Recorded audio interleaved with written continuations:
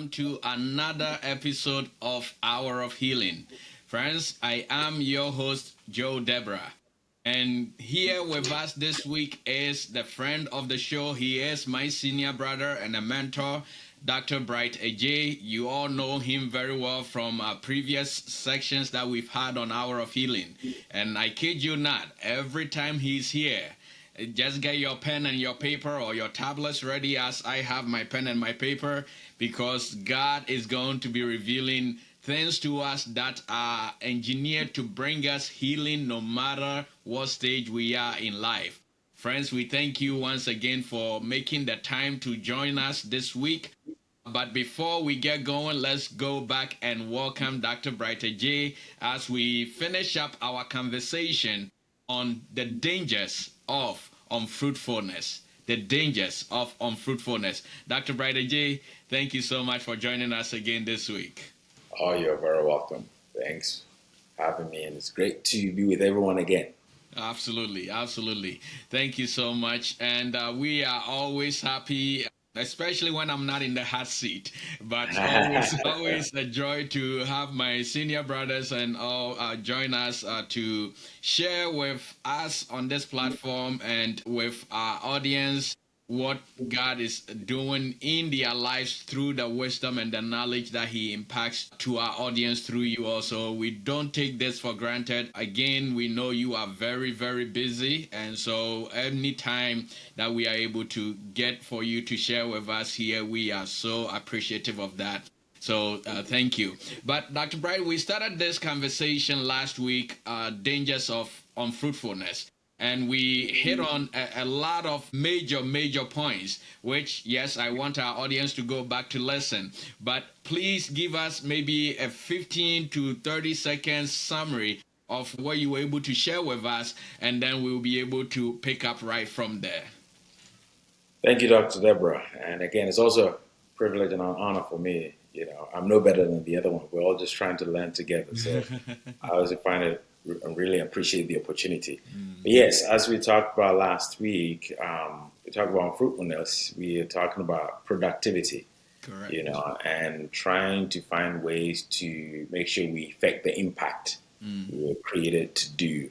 And we learned a few things that, we really should have focus on selflessness versus selfishness.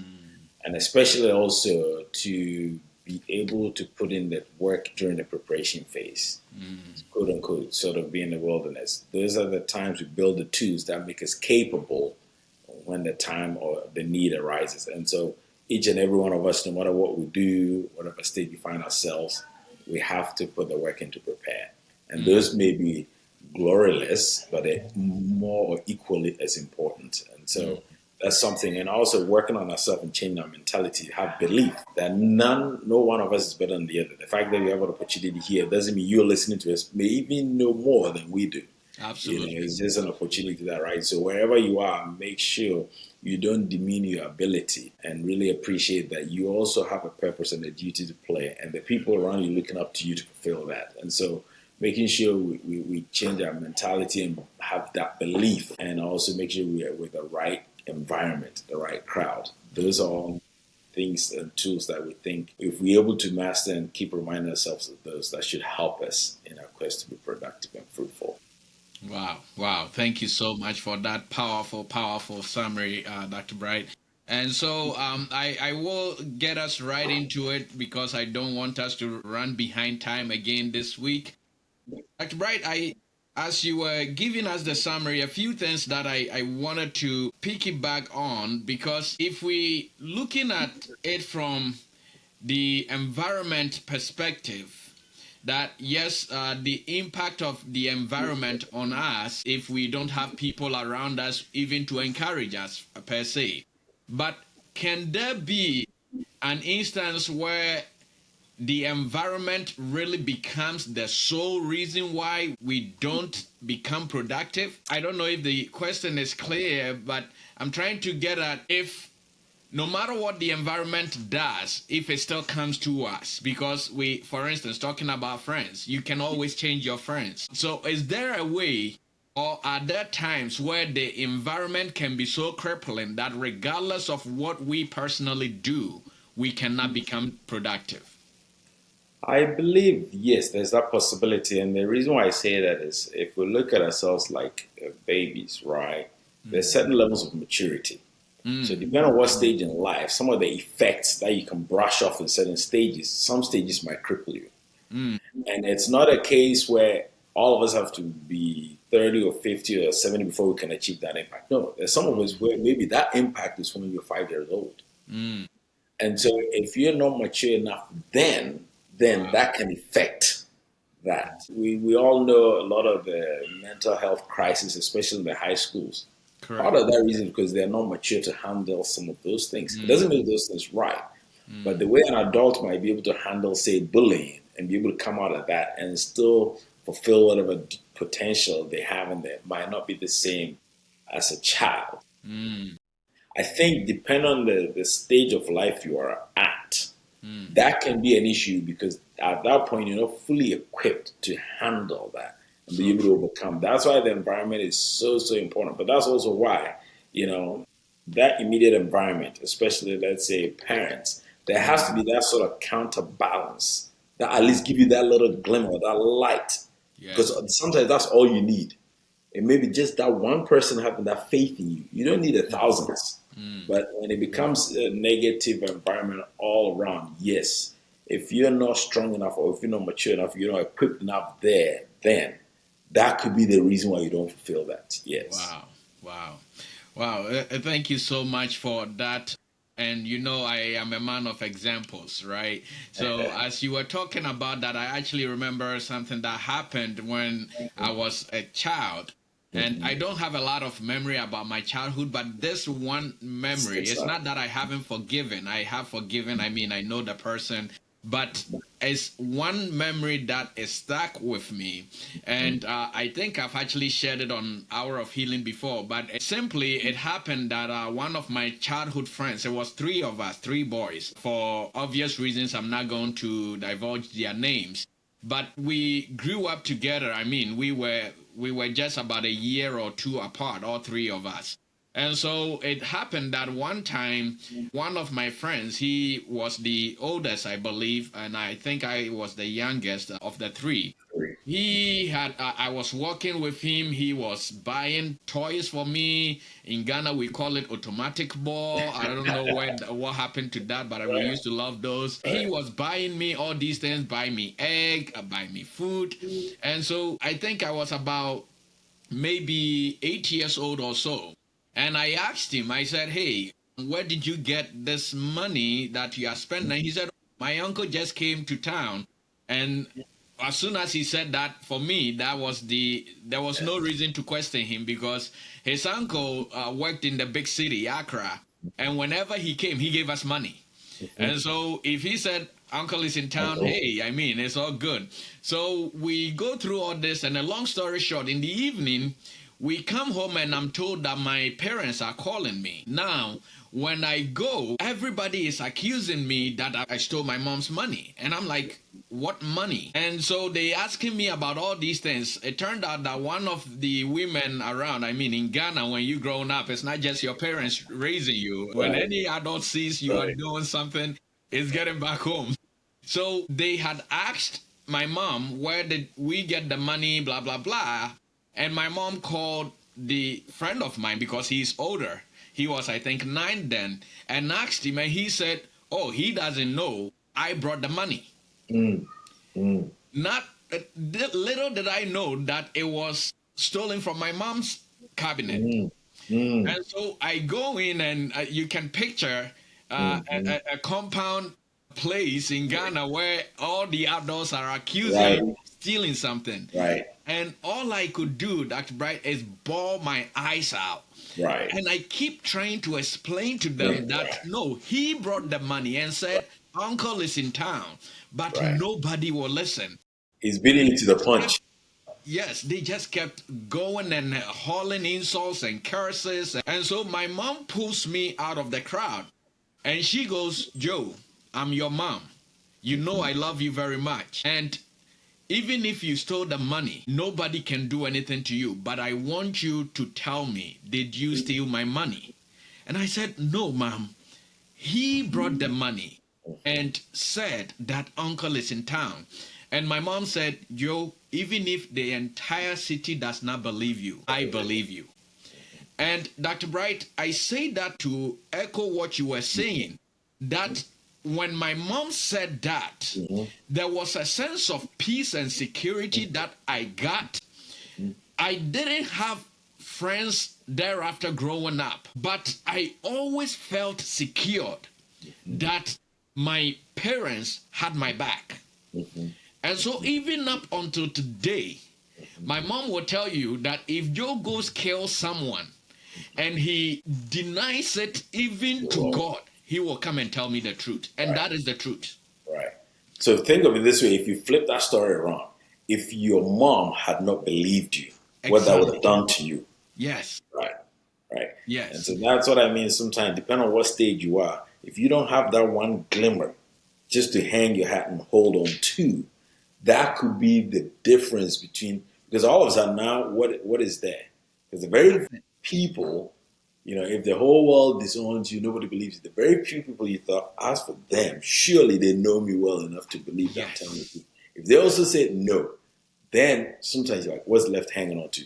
And the Correct. people, that may be even the reason why they start some of these unfortunate behaviors. Because, well, if nobody believes me, I might as well live it out. But Yes. all you need is just that one glimmer of hope to Mm, keep you going. mm, Yeah. So that's mm. wonderful that that corroborated and then Yes, yes. And I solidified mean, it.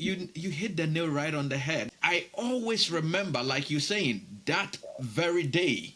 Right. And whenever I meet young people and I'm having conversations with them, like you said, sometimes that's what comes up. People say, what's the point? Right. Right. Nobody believed me Right. anyway. Correct. What's the point? Correct. But, dear Correct. audience, we are here to help you go through or heal through this because we know that sometimes being unfruitful or unproductive is not your doing. Mm-mm. Mm-mm. Sometimes it's things that it hurts or the cat, I believe they say the cat goes too deep, if the right that's the right saying. Sometimes there are things that are said, there are things that are done, that it becomes a lifelong pursuit to be able to undo them. But we have solutions for you, so don't leave us, we will be getting there. But Dr. Bright, before we start even talking about why unfruitfulness or being unproductive is dangerous, I want us to talk about a question I have here. And I said, have you ever put in or invested effort, maximal effort, but still produced nothing? Has that ever happened? Or is Oh it yes. something that is even possible? Oh yes. And yes, in the sense that it may not be the goal or the outcome you were Mm, wanting, but it was mm, still good work preparing for something else. mm, mm. As individuals, we may have a motive or reason why we did certain things. And for those of us who are believers, maybe that wasn't God's purpose for us at that time. Mm. So even though in our eyes it may have been fruitless, it wasn't necessarily fruitless. It's just that fact that we didn't get the results or we didn't get what we were hoping to get out of it. But it still taught us something. Because at Yes. the very minimum, if for nothing at all, it taught you one, character. Wow.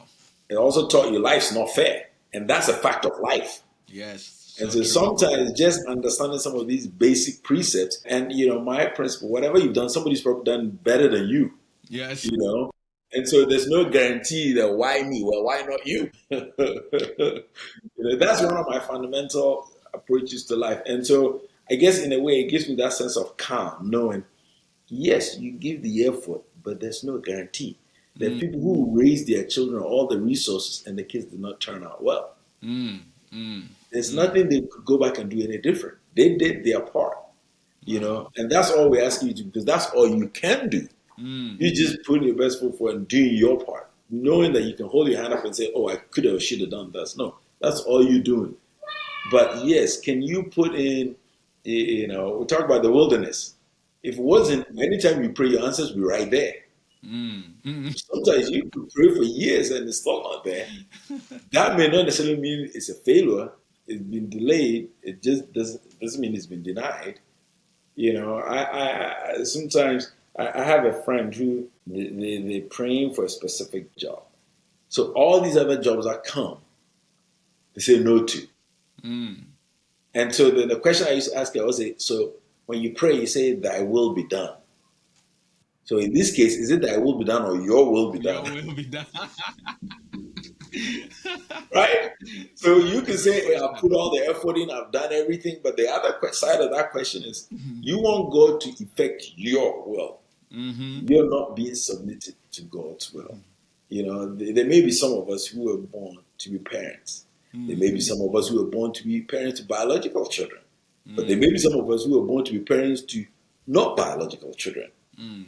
And so I can pray and ask God and manifest. And God is looking at the bigger picture and say, why do you want to parent two kids when I'm making you a parent of all nations? Mm. Mm. Yet I do not want to hear that because in my mind, I just want to have my own Two child. kids. Yes.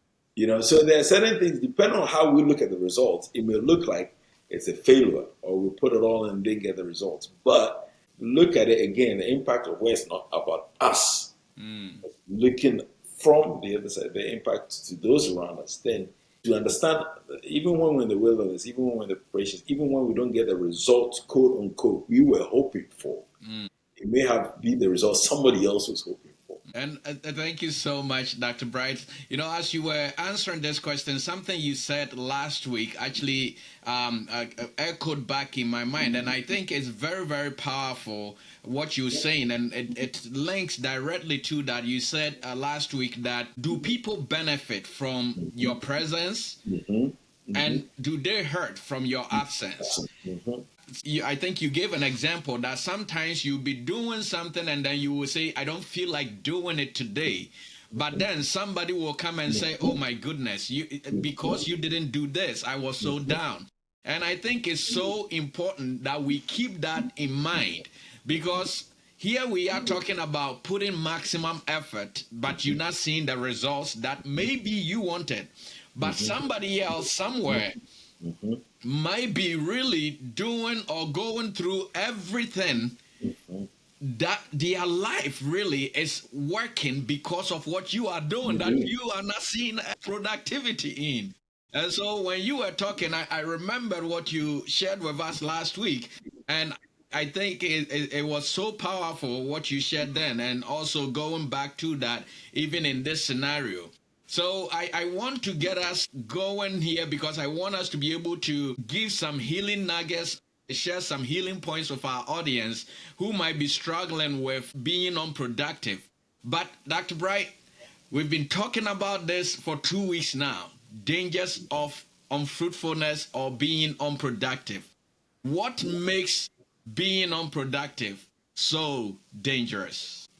So if we piggyback just even of that last example, the dangers, the fact that if we do not take action or do what we're supposed to do, that means somebody's solution is lacking. Mm, mm, That means somebody's solution that they are waiting on, it's not wow. going to happen. Mm, And I believe, depending on the kind of person we are, that is something that should make us ache. Where we know something that we may do, which may not even necessarily cost us anything, but yet that may be the difference between life and death for somebody correct. else. Wow.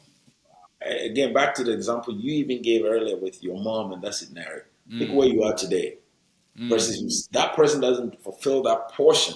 That could be the mm. catalyst of cascade of events, and then you won't be here today. And then the audience are not able to benefit of it. One of the things I think we always minimize, I think we minimize the effect we can have on people Mm, mm, because we think we are nobody. mm. And there are people who we affect who we never even spoken to. Wow. And so Wow. I think it's one thing that I really hope the audience, wherever they find themselves, really appreciate that one, they are somebody.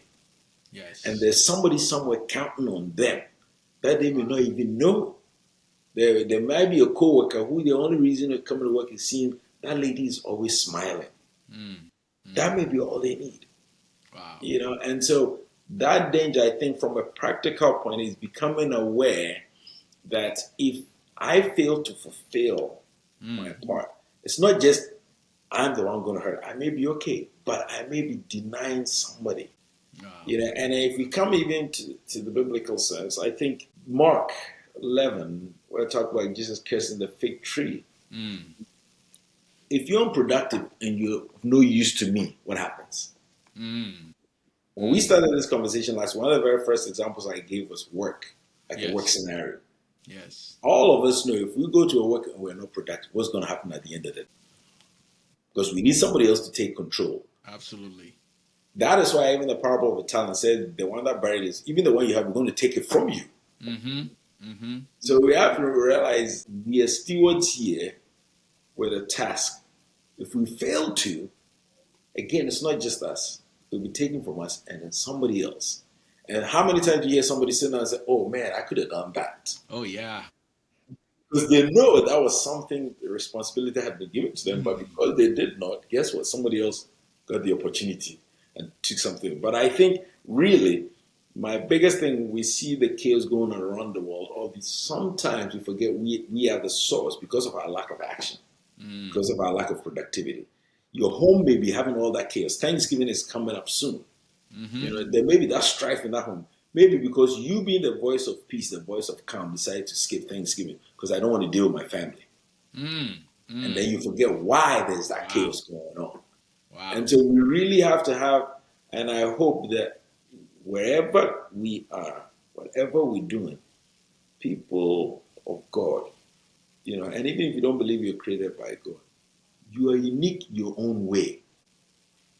There's only one you, and there's a certain potential in you that only you can affect. You can have two people say hi, and just the way one would say hi, the effect on somebody else will be very different. Absolutely.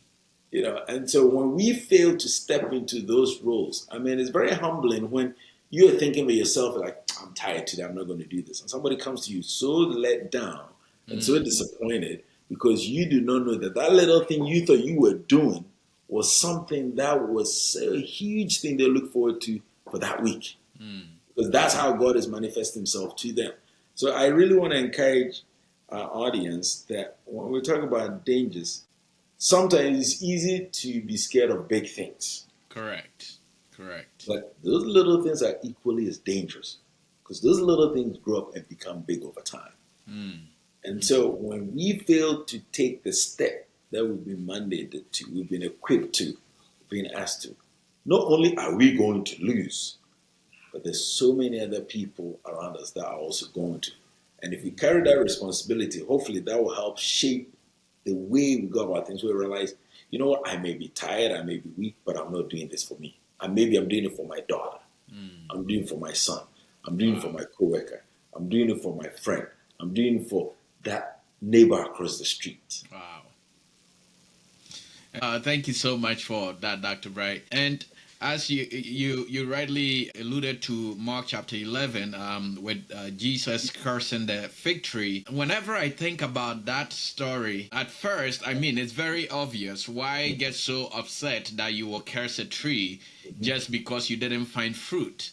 But then, on a deeper dive, you start to realize that not only was the tree blossomed, Mm-hmm. the tree had another year. It was given a chance for a year Mm-hmm. to be able to get fruit. Mm-hmm. And you rightly said that we always have to realize that we are here for a purpose.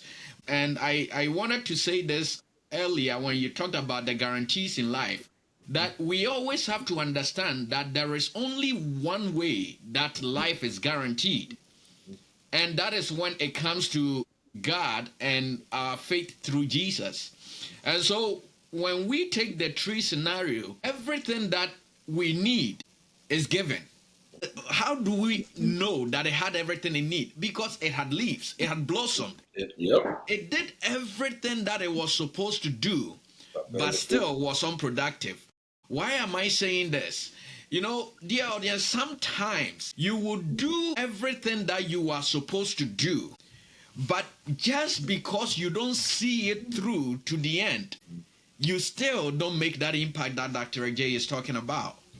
And so the question becomes, what was the benefit of all the things that were given you to be able to get to that final destination, to be able to make that impact? And I think this, on a much subtle note, like you were talking about, Dr. J, character building or habits is one of such. How many of us give up on certain good habits because We don't see. somebody did something wrong or took advantage of our good works? And then we throw our hands up and say, I'm not going to love anyone anymore. I'm not going to try anymore. I'm not going to be friendly anymore. And does that one thing negate everything you were given as the tree to bear fruit? The tree may have had its reasons. It may have been an off year for the tree. I mean, when you take like a peach trees, from what I understand, do have an off season. And when they have an off season, brace yourself because the next season you're going to have a lot of peach.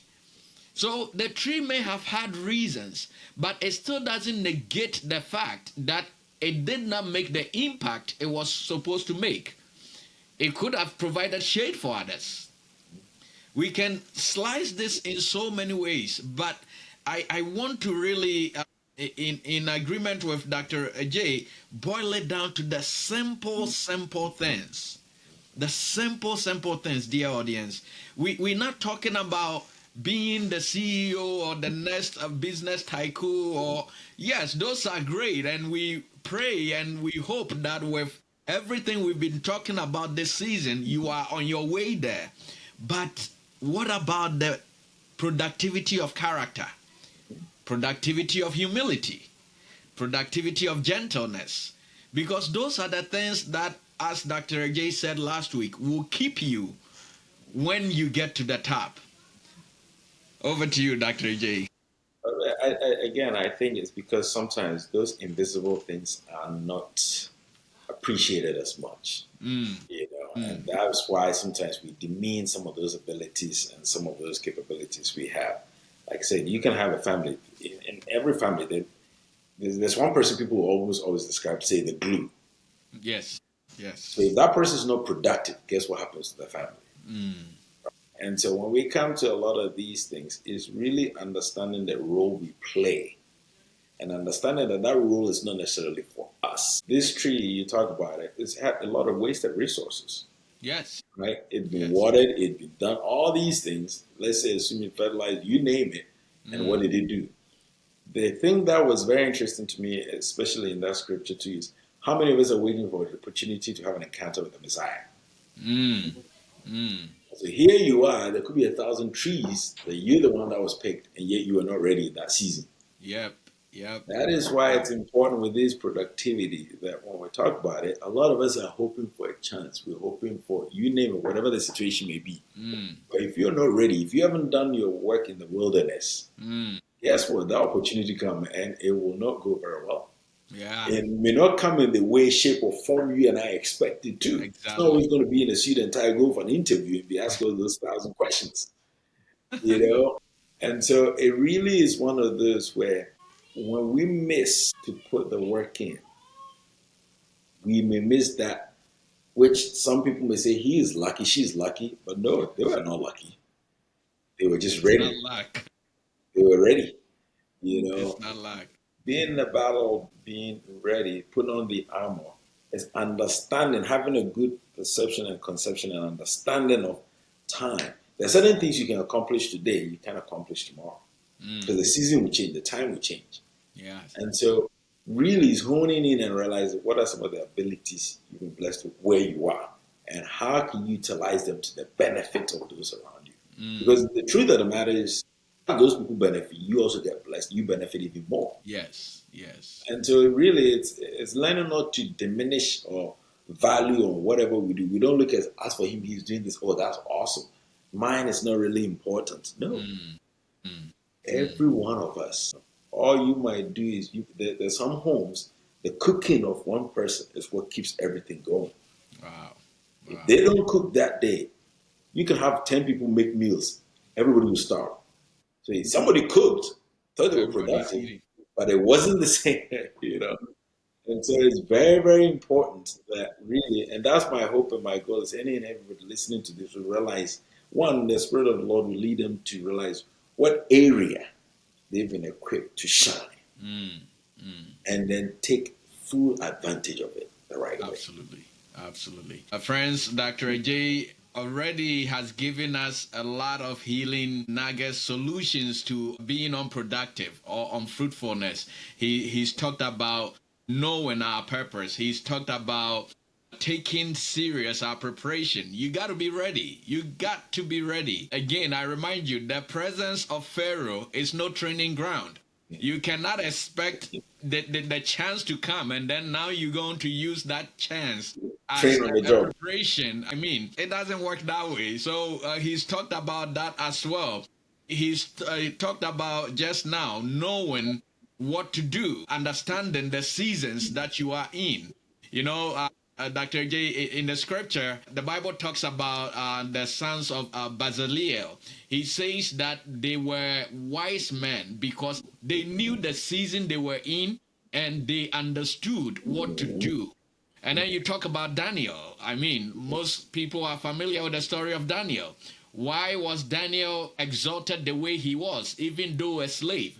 Because he understood the principles that needed to be engaged. And then we talk about Joseph, a very popular scriptural character, understanding that this is what the dream of the Pharaoh meant was eventually what lifted him. And so, what if these people were not ready? What if Joseph, because of the things that he went through, because of the naysayers, because of the doubters, because of the bad breaks, we will say, that he had gotten, what if he had thrown up his hands and said, I'm not going to interpret dreams anymore? But yet, Pharaoh dreamt. And so you will find that, as Dr. Adjei is saying, our lack of preparedness or the lack of honing what we have will cause us to miss opportunities that we have been waiting for all our lives. And so I want us to be able to wrap up, but I'll turn it back to Dr. Adjei so as he shares more with us how we can deal with being unproductive, how we can deal with unfruitfulness in our careers, in our spiritual lives. He shared a lot about our spiritual lives as well. But I will turn it back to him as he shares more with us, and then we'll be back to wrap up for you this week. Right. So thank you. So I wanted to touch quickly on some of the examples you gave because I think those are very, very pertinent, right? Again, we talk about unproductive. If Joseph doesn't interpret a dream, what happens? Mm. He had already given instructions where he was going to kill people, right? Because he's Yes. frustrated. So Yes. again, people don't realize the actions we take have a lot of consequences. One Mm. of my favorite stories is David. Mm. You know, his preparation was in the field tending to flock and sheep, Yes. wrestling. Even when he came down, here is somebody who's trying to take control, who's been bullying them. Because he knew the preparation he had been put in, Mm. he knew the time the season had come. Yes. And even then they were mocking him. Who are you? And then they don't want to put different clothing on him. Mm-hmm. Beloved, if you sing and I don't sing, you cannot use mine to affect yours. You know, I think sometimes that's what happens because we may have something that we're really good at, Mm. but we want that which the other person has. Yes. I want to And play so, the keyboard. you know, and so I think that's very, very important that really understanding and appreciating that.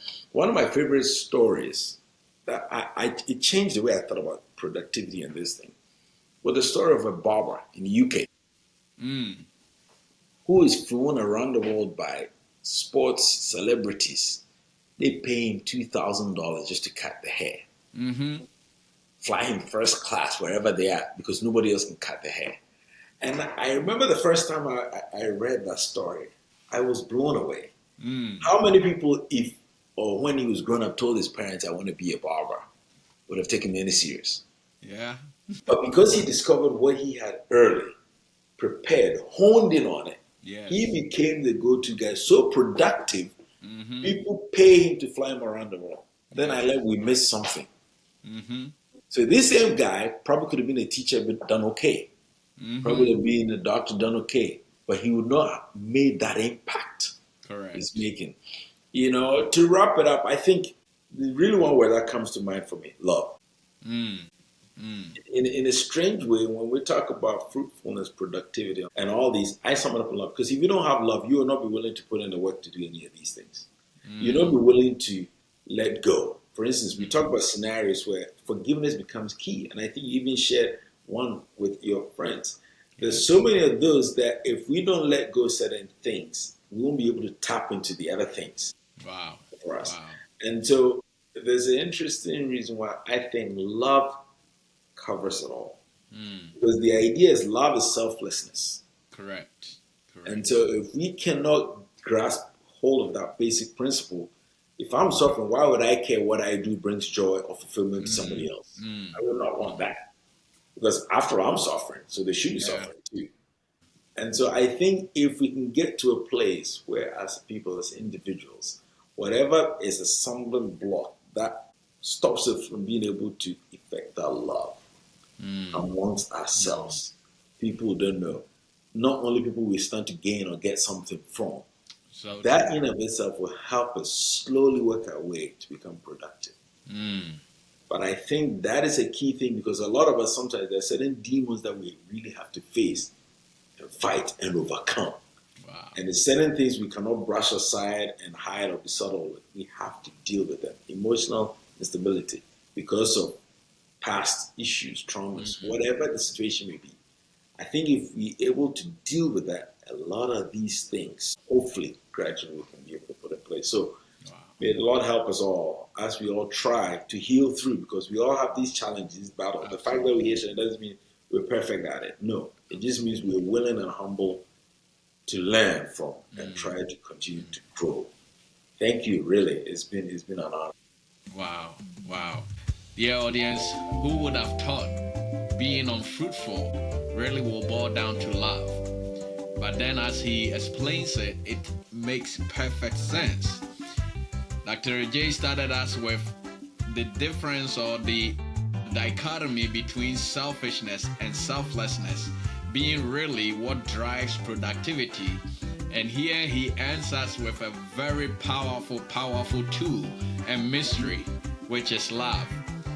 Not only does love cover it all, but love changes it all. Love corrects it all. And so even if you are listening to us and you've been at the mercy of people, words that cut deep, your way to becoming fruitful again is through love. Because it's love that will help you forgive. It's love that will help you draw people again to your side.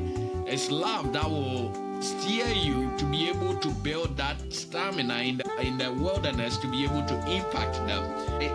I don't know what else to say, but to say he said it all. Thank you so much, Dr. Adjei. I think this was so powerful, and I really pray, audience out there, that you will revisit this, you will internalize it, see the areas of your life that needs changing, because like he said, we are all in this together. The fact that we are here talking with you about this, or I'm here asking the questions, doesn't mean that I am out of the woods on this. No, absolutely not. Where God is taking us, these are the necessary things that we need to be able to work our way through. So thank you so much for joining us, Dr. Adjei. It's always a pleasure, and we always thank God when you are able to come in, because we know we will be blessed, we will be healed, we will learn, we will be challenged, and we've had all that today. And audience, again, we want to thank you for sticking with us for another section on Hour of Healing. I want to remind you, next week we'll be coming your way with the last two recordings for the year 2025, which is season 3. I know it's been quite a journey this year. It's been very powerful. You know, as the host, Dr. Adjei, and you will know a bit of this because we do talk off air. But as the host of this podcast, sometimes people may wonder how these topics come about and things like that. And I remember last year, December, I actually flew to Texas, and it was right at the beginning of our monthly retreat. And so I'm in the plane and I'm like, okay, God, what do we do? Are we continuing Hour of Healing next season or next year, or this is it? Because I mean, I did not set out to become a podcaster. I mean, I'm still not very good at it. And so he gave me a focus that this year will be a year to be established. And I kid you not, looking back at the topics that has been discussed this year, it's as though I sat down with him and I just we were drawing this plan together. And it's been amazing. And yes, he's already giving us the theme for next season, and I think it will be very, very powerful. But we'll be wrapping up for you next 2 weeks by talking about financial wealth, and then the week following, which will be our last recording for 2025, we will be talking about how to get wealth and the purpose of wealth. Because, like Dr. Adjei said, everything must have a purpose. And if we don't have a purpose for anything, in the words of the late Dr. Miles Monroe, abuse is inevitable. God bless you so much for taking the time to join us this week. We look forward to finishing up the year with you strong next week and the week after that. Until then, follow us on our social media handles: Facebook, Instagram, TikTok, YouTube. And God bless you. We will see you same time next week. As always, bye bye.